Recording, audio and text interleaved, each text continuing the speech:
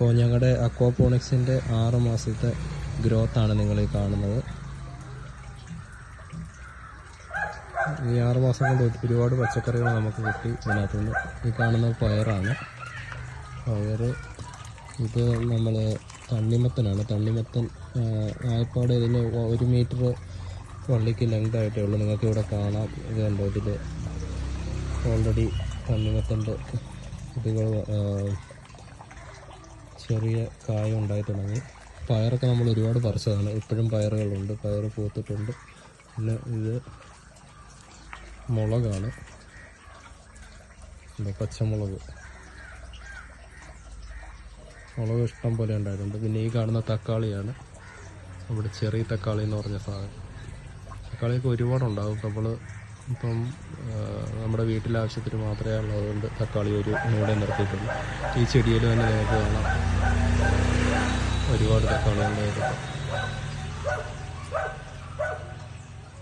നല്ല റെഡ് കളറാകും തക്കാളി പഴുത്ത് കഴിയുമ്പോൾ.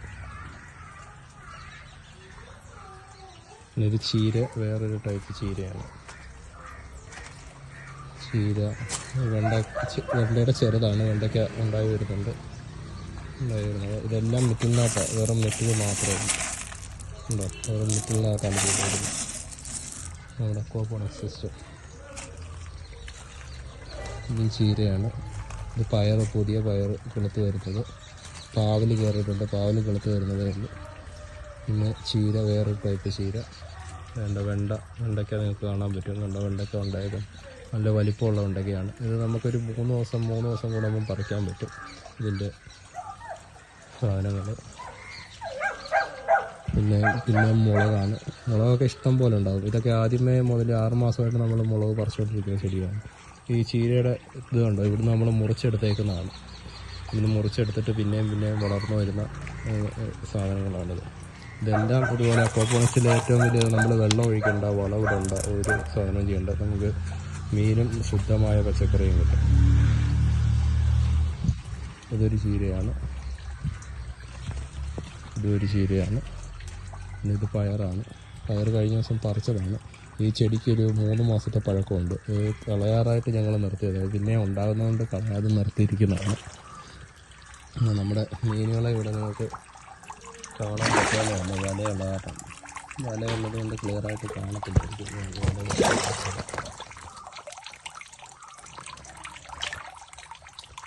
തീറ്റി കൊടുക്കാറായി. തീറ്റി കൊടുക്കുന്നത് വേറൊരു വീഡിയോയിലുണ്ട്. അപ്പോൾ ഇതാണ് നമ്മുടെ സിസ്റ്റം. ഇവിടെ ഒരു സബ്മർസിബിൾ പമ്പ് അടിയിൽ വെച്ചിട്ടുണ്ട്. ഈ പമ്പിൽ നിന്ന് വെള്ളം എടുത്തിട്ട് ഈ ബക്കറ്റുകളിൽ കൂടെ, ഈ ബക്കറ്റ് ഓരോന്നും ഗ്രോ ബെഡാണ്. 15 ബക്കറ്റിലാണ് നമ്മൾ സെറ്റ് ചെയ്തേക്കുന്നത്. 15 ബക്കറ്റ് നമുക്കിവിടെ കാണാം.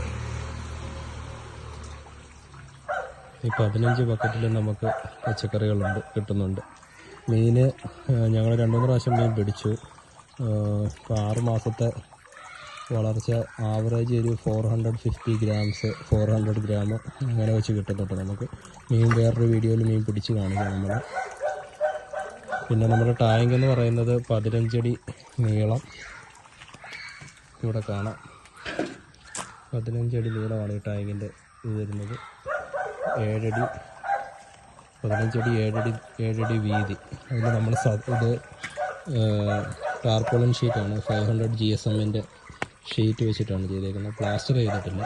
കട്ട ഇങ്ങനെ എംബ്രിക്സ് ആണ്. എംബ്രിക്സ് എന്ന് പറഞ്ഞാൽ 12 ഇഞ്ച് നീളം, 8 ഇഞ്ച് വീതി, 6 ഇഞ്ച് ഹൈറ്റുള്ള കട്ടയാണ് നമ്മൾ ഉപയോഗിച്ചേക്കുന്നത്. കട്ട ഇങ്ങനെ ജസ്റ്റ് പോയിൻ്റ് ചെയ്തിട്ടേ ഉള്ളൂ. ഇതിൻ്റെ അകത്ത് പടുതയാണ് വിരിച്ചേക്കുന്നത്.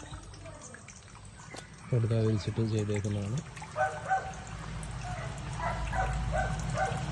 പിന്നെ മോട്ടർ നമ്മൾ ഇതെല്ലാം ഞാൻ തന്നെ സെറ്റ് ചെയ്തതാണ്. മോട്ടറിന് വേണ്ടിയിട്ട് ഇവിടെ ഒരു ടൈമർ സെറ്റ് ചെയ്തിട്ടുണ്ട്. ടൈമർ ഓൺ ടൈമും ഓഫ് ടൈമും ഇതുവഴി നമ്മൾ, അതായത് സിമ്പിൾ ലോജിക് എന്ന് പറഞ്ഞു കഴിഞ്ഞാൽ നമ്മൾ നോക്കുക. ഇപ്പോൾ ഇവിടെ മോട്ടർ വെച്ചിട്ടുണ്ട്. ഈ മോട്ടറിൽ നിന്ന് ഇത് വരുന്ന നമ്മുടെ ഫസ്റ്റ് ഗ്രോ ബെഡാണ്. ഫസ്റ്റ് ഗ്രോ ബെഡ് ഇങ്ങനെ പോയി 15 ഗ്രോ ബെഡുകളാണ്. ഇത് വരുന്ന ലാസ്റ്റ് ഗ്രോ ബെഡ്. ഈ ലാസ്റ്റ് ഗ്രോ ബെഡ് എത്ര സമയം കൊണ്ടാണ് ഈ ഗ്രോ ബെഡുകൾ നിറയുന്നതെന്ന് നോക്കുക. ആ നിറയാനെടുക്കുന്ന സമയം ഓൺ ടൈമായിട്ട് സെറ്റ് ചെയ്യുക. അത് കഴിയുമ്പോൾ പിന്നെ നമുക്ക് മോട്ടറിൻ്റെ ആവശ്യമില്ല. നമ്മളവിടെ ഒരു സൈഫൺ, എക്സ്റ്റേണൽ സൈഫൺ വെച്ച് കൊടുത്തിട്ടുണ്ട്. ആ കാണുന്ന ബെഡ്. പിന്നെ ഇതിലും കൂടെ നമുക്ക് ഫ്ലോ അഡ്ജസ്റ്റ് ചെയ്യാൻ വേണ്ടി വെച്ചേക്കുന്നൊരു വാൽവാണ്. അപ്പോൾ എത്ര സമയം കൊണ്ടാണോ നമ്മുടെ ഗ്രോ ബെഡ് നിറയുന്നത് അത്രയും സമയം ഓൺ ടൈം കൊടുക്കുക. അത് കഴിയുമ്പം മോട്ടർ ഓഫാകണം. ഓഫായിട്ട് ഈ സൈഫണിൽ കൂടെ ഈ മോട്ടറിൽ കൂടെയും വെള്ളം, ഈ ബക്കറ്റുകളിൽ നിറയുന്ന വെള്ളം ഈ ലെവലിൽ നിറയും. അതായത് സൈഫണിൻ്റെ ലെവലിലാണ് വെള്ളം നിറയുന്നത്. ഏകദേശം മേളിൻ്റെ ഈ ലെവലിൽ വെള്ളം നിറയും. നിറഞ്ഞു കഴിയുമ്പോൾ മോട്ടർ ഓഫായിട്ട് ഇതേ പൈപ്പിൽ കൂടെ തന്നെ പോയി ആ സൈഫണിലും ഈ പമ്പ്, ഈ അടിയിൽ പമ്പുണ്ട്. വെള്ളം ഇപ്പോൾ ഇച്ചിരി പച്ച കളറായിട്ടുണ്ട്, അതുകൊണ്ടാണ് കാണാൻ പറ്റാത്തത്. ആദ്യത്തെ വീഡിയോയിൽ നമുക്ക് പമ്പ് ക്ലിയറായിട്ട് കാണുന്നതാണ്. ആ പമ്പിൽ കൂടെ തിരിച്ചിറങ്ങിപ്പോകും. പിന്നിപ്പോൾ ഇതിനകത്ത് സിലോപ്പിയ, ഗിഫ്റ്റ് തിലാപ്പിയ എന്ന് പറഞ്ഞ മീനാണ് ഇട്ടേക്കുന്നത്. അത് മോണോകൾച്ചറാണ്, ഇതിനകത്ത് ബ്രീഡ് ആകത്തില്ല അതുകൊണ്ട്. പിന്നെ ഒരു 5 ഗൗരാമി അഡീഷണൽ, അത് നമ്മൾ ആദ്യം ഇട്ട കൂട്ടത്തിൽ ഇട്ടിട്ടുണ്ട്.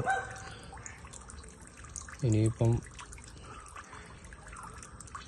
നമ്മൾ അടുത്ത പ്രാവശ്യം കുറച്ച് കരിമീൻ്റെ കുഞ്ഞുങ്ങളെയും കൂടി ഇതിനകത്ത് ആഡ് ചെയ്യാനായിട്ട് ഉദ്ദേശിക്കുന്നുണ്ട്.